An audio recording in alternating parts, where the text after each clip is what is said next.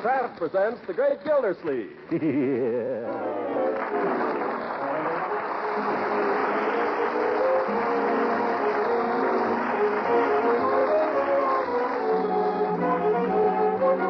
Kraft Cheese Company will also bring you Bing Crosby every Thursday night. Present each week at this time Harold Perry as The Great Gildersleeve, written by John Wheaton and Sam Moore.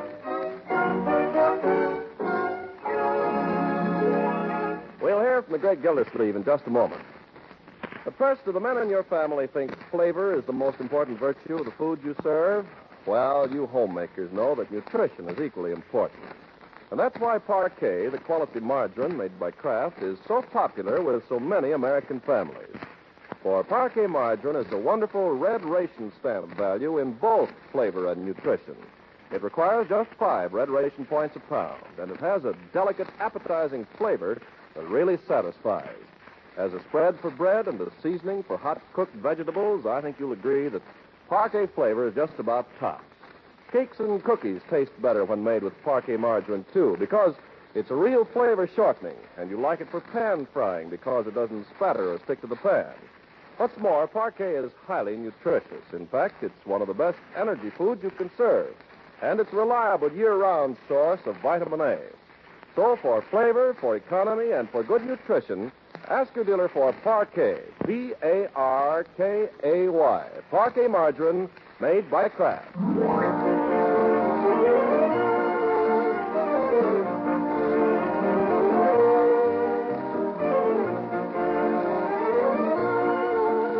Now, on to Summerfield and the Great Gildersleeve. It's the last day of May, just 4 weeks before his wedding day, and Gildersleeve is a busy, busy man. This morning, while others make preparations for the Memorial Day exercises, the great man is in his study, straightening out his affairs and clearing the decks for matrimony. So we find him now with pen in hand, laboring over the composition of a mighty document.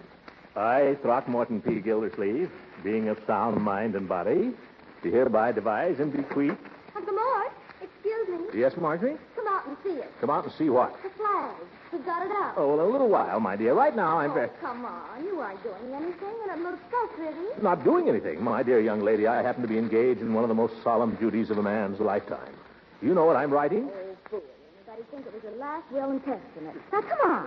But, hey, let go. Come on. Well, let me put down my pen first. I don't know what there is such a rush about anyway. I've seen the flag before. But we found a new place for it, and we want you to see it. Oh, where? We hung it from the roof. How did you ever get it up there? And Leroy climbed out the attic window. Come out in the yard and tell us if you like it. Well... We want the place to look nice when the parade goes by. Oh, and Leela's coming over, too. Good. So's Ben. And Bertie's planned a wonderful lunch. There. Do you like the flag, Jeff? How does it look to your artistic eye, Unc? Well, it looks fine, Leroy. Only for heaven's sakes, be careful out there. Don't worry. Isn't it pretty? I think ours is the prettiest house on the street, don't you? Yeah, but I wish Leroy would get down off that roof. Hey, I'm a tightrope walker. Look, everybody. A great concolino.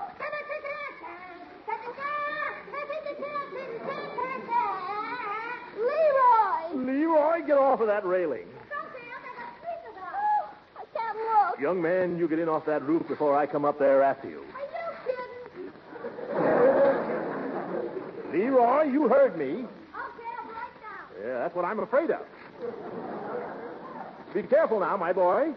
That crazy kid. Honestly, what comes over, boys? I don't know. It's a wonder to me he's lived as long as he has. Oh, that reminds me. I got to get back to work. Hey, call me when it's time for the parade. Oh, we won't be along for an hour yet. Parades, tightrope walkers, more interruptions. People just left me alone till I get this will finished. Will. Leroy's the one who should make the will. The great concolino. Oh, brother. Let me see now. I, Throckmorton P. Gildersleeve, being of sound mind and body, do hereby devise and bequeath to my lawfully wedded wife, no, to my dearly beloved wife, my dearly beloved wife. Come in, beloved. Hi, Gildy. Yep, Hooker. What do you want? What on earth are you dressed up for, an admiral? I'm leading the parade today, Grand Marshal. Just dropped over to ask if you wouldn't join us. In the parade? Yeah? You mean march? Yes. On foot? Well, I suppose you could go on your hands and knees. Oh, no, Judge. I'm not much on marching. My feet. You've got to, Gildy. All the younger men are gone this year, and we want them to have a nice turnout. Well, I guess I can certainly keep up with you old ghost. I'll tell you, I'll do it on one condition. What's that? If you'll help me with my will. You're drawing up a will? Sure. Got a little start on it right here. Let's see it. I, Throckmorton T. Gildersleeve, being of sound mind and body. Gildy, mind if I ask a question? What? What makes you think you're of sound mind? Huh? And look at that body. Never mind the priceless wit, Booker. You don't want to help me, don't. Now, Gildy, I should be delighted to draw up your will for you at any other time. Right now, I've got to get down to City Hall. How about this afternoon? Well, all right then. See you down at the parade. Oh, Gildy, there's one thing that just occurred to me. Yes? On second thought, you might prefer to have another attorney handle your will for you. Why, Judge? Well, I don't like to bring this up, but we're old friends, aren't we, Gildy? Yes, we are. We've been through a lot together, haven't we? Yes, we've been through all that before, too. What's on your mind? You may not be aware of this, but under the law, it is illegal for persons witnessing or drawing up a will to be beneficiaries. I merely mentioned this. Why? Well, we're such old friends, and we've been through so much together. I just thought if you should want to leave me some slight remembrance. Judge, I'm going to leave you a lock of my hair.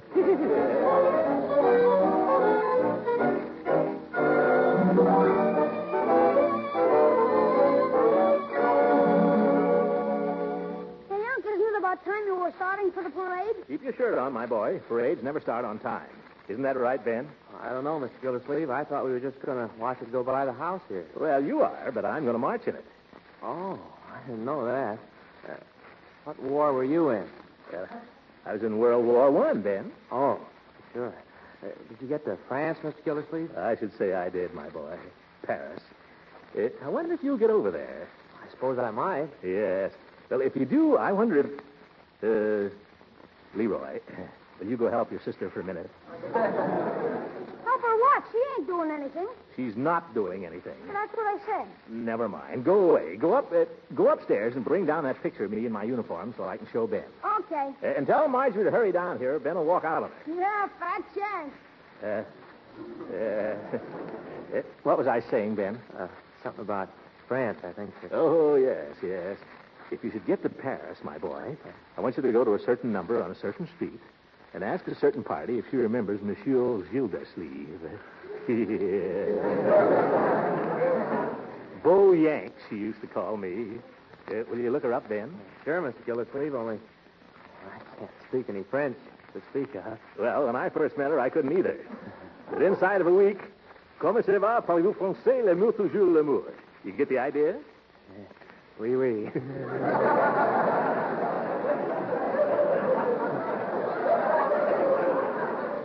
Oh, she was a lovely creature, Ben. And her mother. Oh, boy, how she could cook. I think you'll like her, Ben. Oh, sure. She's a blonde, just 28 years old in 1918. Let me see. That would make her 53. It's not possible. Oh, my goodness, how time flies. Here's the picture, Unc. The boy commando in person. I don't care to see it now, Leroy. 53. Poor Mimi. I can't believe it. Oh, gosh, Unc, what's the matter? Nothing. Go help Marjorie. For Pete's sake, aren't you through talking about Paris? Leroy, you're getting too fresh. Well, that's Mrs. Ransom. We have a little signal. Yoo-hoo, In here, Leela. Hello, everybody. Good morning, sweetheart. I think the flag out in front looks just beautiful. Leela, I've got a surprise for you. I'm going to march in the parade. Why, Throckmorton, how exciting. Would you like to see his picture in uniform, Mrs. Ransom? Leroy, give me that. Oh, now, Throckmorton, I want to see it. Oh, why, you were cute in your uniform. Cute? Wasn't he, Ben? Well, Just let it go, my boy. Well, I don't understand the insignia on your uniform, Throckmorton. Beauregard used to have Leachy on the shoulder. Leave? Oh, well, I didn't go into the Army at the top. I went in as a private and won my promotion the hard way. How'd you come out, Unc? Corporal.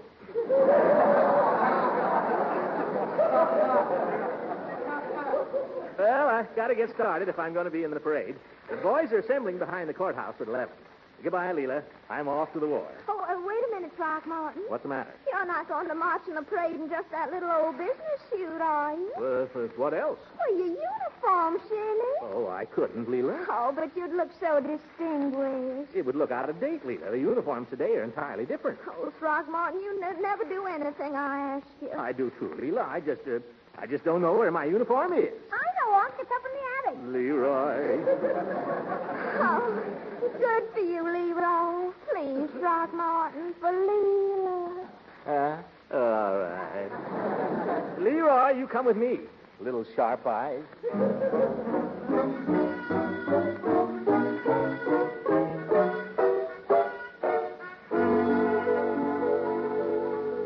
Well, which trunk is it in, Leroy? This one over here, Unc. That one? I haven't got the key to that. I guess we'll just have to let the uniform go. Don't worry, Unc. It's open. Mothballs. Come on, Leroy. Fish it out of there. I haven't got all day. Here's the pants. Gosh, they look a little small, Unc. Yeah, well, this stuff shrinks, you know. Yeah? Yeah. Besides, mothballs will shrink anything, Leroy. Well, I don't find any puttees in here. Maybe we just better let the pants go. Okay, here's the coat. Blouse, Leroy, blouse. Oh, blouse. Well, anyhow, it looks as if the mothballs cut that down, too. What did I tell you? Well, I think maybe I can get into it, though. Here, hold my coat. Okay. Probably be a little tight, but it'll sort of give a military effect. See? I got it on. Yeah. Yeah, but can you button it? Oh, of course. You ought to remember that when I was in France, I weighed several pounds less than I do today. Are you kidding? George, it feels good to get back in the old uniform. Come on, Leroy, let's show the ladies.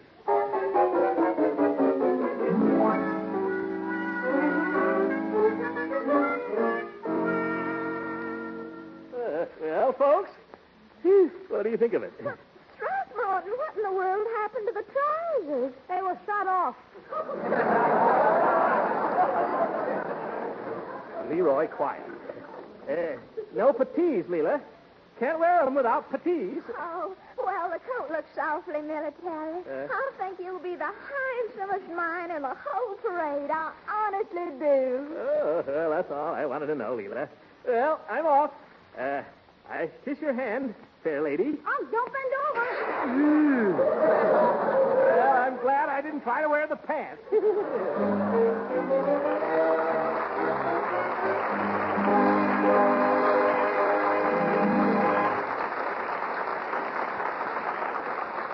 The great Gildersleeve will be with us again in a few seconds.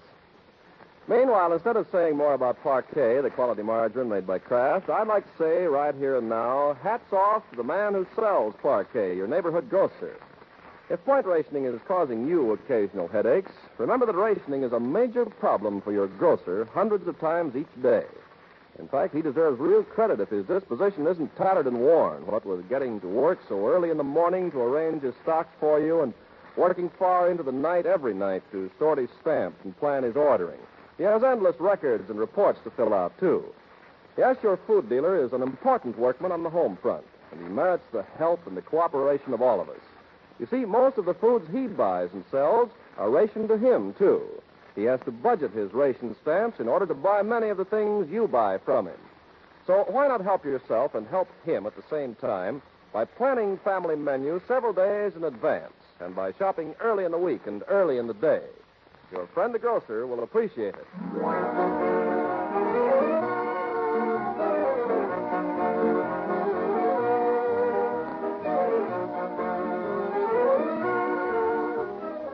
Now let's get back to the great Gildersleeve. Clad in the conservative business suit, he's marched valiantly in the hot sun, and now he's arriving at his home to claim the soldier's reward. In this case, a share of the delicious lunch which Bertie's promised. But our hero's a little late, and the house seems strangely quiet. Marjorie, Leroy, where is everybody? Is that you, Mr. Gildersleeve? Of course it's me, Bertie. Where is everybody? Well, they waited for you, Mr. Gildersleeve. They waited about 2 hours before they had lunch.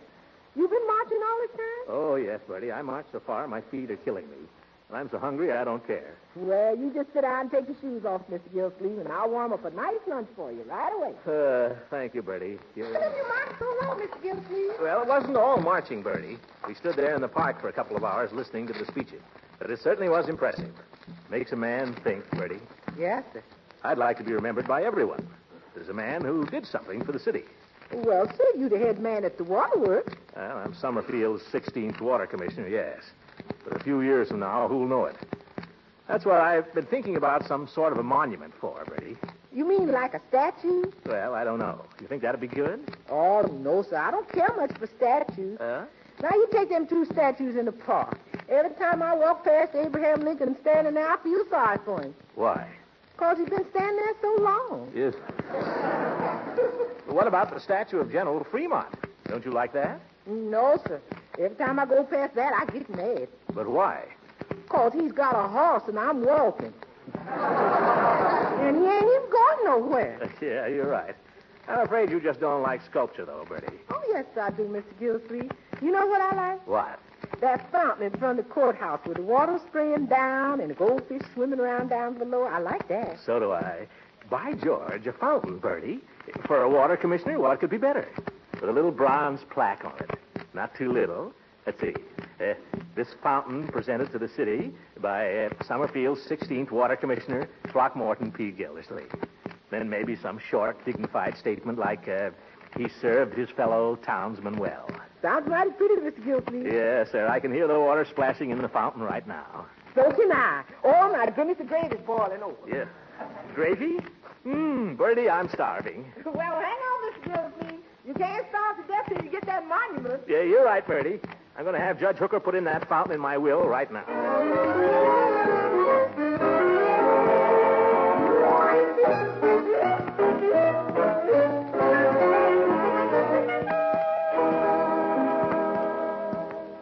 Throckmorton, let me ask you something. Why are you suddenly in such a sweat to make a will after letting it go all this time? Well, for one thing, I think it's a man's duty to make a will, for one thing. Yeah? What else? Well, Leela mentioned it once or twice. Oh. And anyhow, I think it's a man's duty. You can't tell. Things can happen. Here I am about to get married. Gildy, it strikes me that you're preparing for marriage as if you were preparing for the next world. Now, see here, Hooker. That's not true. All right. Sorry. True, but I shouldn't have said it. Yes. I'm sorry. If I'm to draw up this will, I'm going to require certain information. Such as what? Well, to begin with, how much money have you got? Don't you wish you knew? Well, I've got to know. What for? Gildy, if you want me to help you with your will, you've got to take me into your confidence. Well, all right, Judge. What do you want to know? I ask you, how much money have you got? None of your business. If I tell you, you'll tell everybody in town. Gildy, what passes between a lawyer and his client is strictly confidential. You know that. Come on now. How much have you got? Cash? Cash. Well, in the neighborhood of $500. In the neighborhood? Yes. Small neighborhood, isn't it?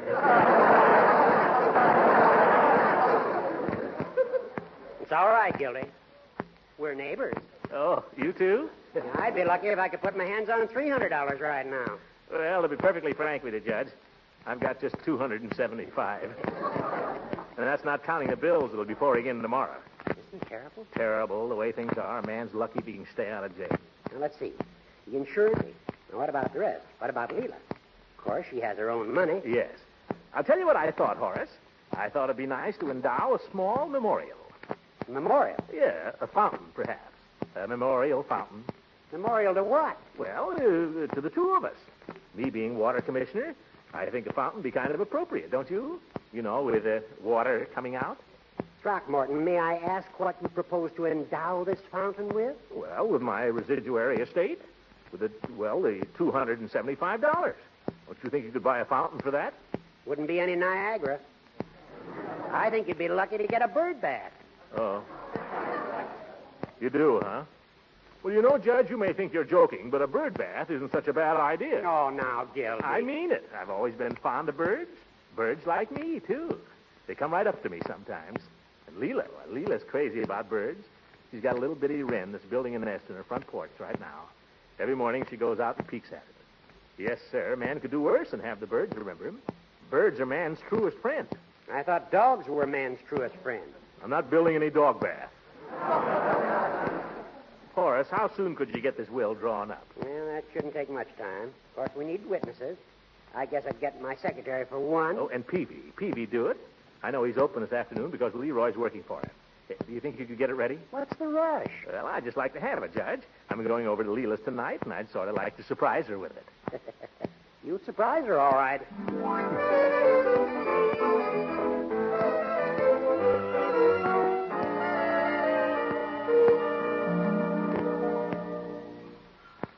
Hi, Unc. Hi, Judge. Hello, Leroy. How's the drug business? Pretty quiet. The chief is out in the prescription room, and you know what that means. What? Leroy, that's no way to talk about Mr. Peavy. I'd like to see him for a moment, please. Oh, gosh, Unc, can't I wait on you? I never get a chance to sell medicine. But with you, it wouldn't matter if I made a mistake. I disagree, my boy. Oh, just try me, Unc. I can find you anything in the store, practically. Then find Mr. Peavy. Honest, Unc, the chief doesn't like it if I bother him about something I can handle myself. Leroy, What? wake up the chief. Oh, all right. Maybe we shouldn't bother Peavy if he wants to sleep. What nonsense. Peavy sleeps 24 hours a day anyway. Oh, hello, Peavy. I hope we didn't interrupt anything important. No, I'll just take care of you, gentlemen, and then I can get right back to it. How are you, Judge? Fine, thank you, Peavy. I saw you gentlemen in the parade this morning. Thought you both looked very dashing. Well, glad to do our bit, Peavy. How does it happen you weren't marching? Someone told me you were an ex-soldier. Yes, sir. I was in the artillery. 49th Field Artillery, USA. Well, I'll be darned. Were you a gunner? No, I wasn't a gunner. I was in what you might call the transportation end of the artillery. Oh, what's that? I commanded a platoon of mules. You? That's hard to believe, Peavy. Why, the mule is the stubbornest animal known to man. Well, I wouldn't say that. Although a mule has a mind of his own, I'll admit. But they're hard workers. They are? Yes, they're hard workers. And they're loyal. Every mule in my platoon was just as loyal as a jackass could be. Gildersleeve, can't we get down to business here? I haven't time to listen to Peavy's military experiences. I'm sorry, Judge. I'm just running on. What can I do for you? Well, you won't make a penny on it, Peavy. We just want you to witness Mr. Gildersleeve's will, if you don't mind. Glad to, Judge. Glad to be of service. Oh, Leroy, Yes, Chief? this is the type of service I was telling you about yesterday. Institutional type. Oh, yeah. Have you got the document with you, Mr. Gildersleeve? Right here, Peavy. Get away, Leroy. This is none of your business. Unc, did you leave me anything? You've been amply provided for. Sign right here, Peavy. Unc, will you leave me your pistol that's in your bureau drawer? No. Oh, please, Unc. Now, Leroy, remember lesson 1. The customer is always right. Oh, sorry, Chief. I forgot. All right. Now, here, Judge. That's it. Richard Peavy. Here you are, Mr. Gildersleeve, and I hope your will gives you the same lasting satisfaction as mine has given me. Well, I hope so, too. I executed my will in 1913, naming my wife as sole beneficiary, and I've never wanted to change a syllable of it. Neither has Mrs. Peavy. Well, I can imagine. Well, much obliged, Peavy. We got to be running along now. No, I'm going to close up here myself in a minute. Leroy, you want to go along now with your uncle? Are you sure you can spare me? I think so. All right, I'll see you tomorrow. Good night, Chief. Good night, little beaver.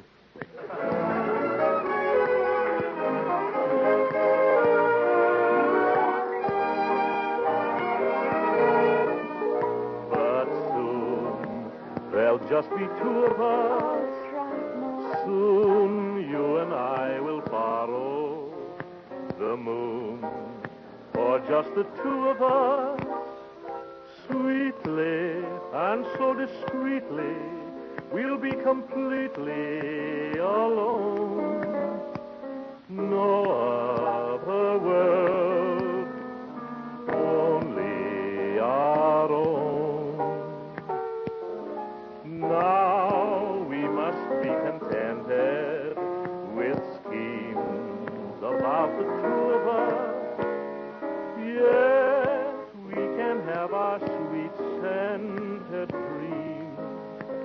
will come true of us, for presently and pleasantly our hearts will be in tune. So soon, maybe not tomorrow, Leela, but soon. Leela. Yes, Throckmorton. I made my will today, Leela. Oh, did you, darling? How nice. Yeah, have it right here in my pocket. Leela, you know something? What, darling? Guess who's in my will? Oh, I couldn't. Go on, Leela. Guess, will you? Oh, I couldn't possibly. I'm too happy to guess. I'm too happy to care about anything.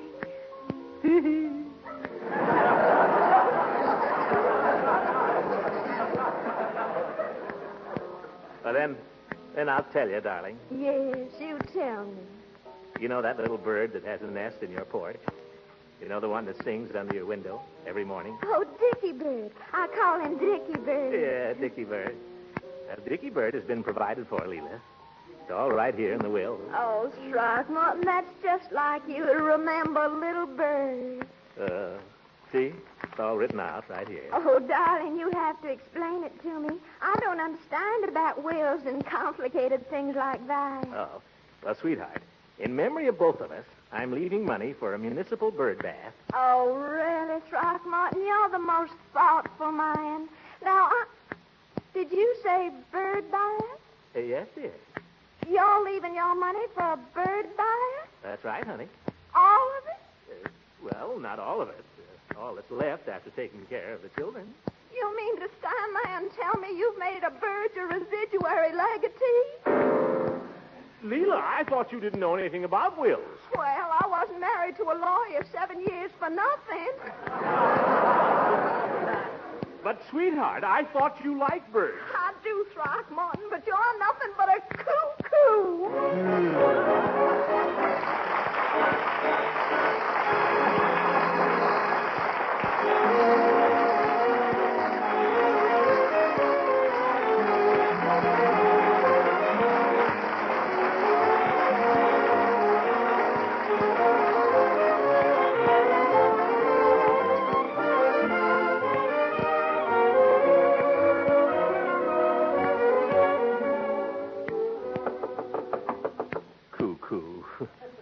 Leela!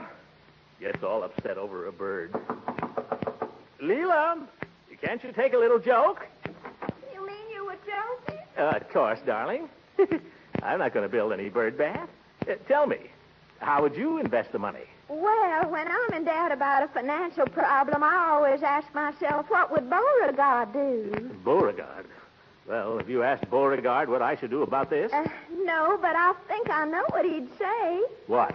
He'd say, Leela, child, you'd look lovely in a mink coat. Good night, everybody. Music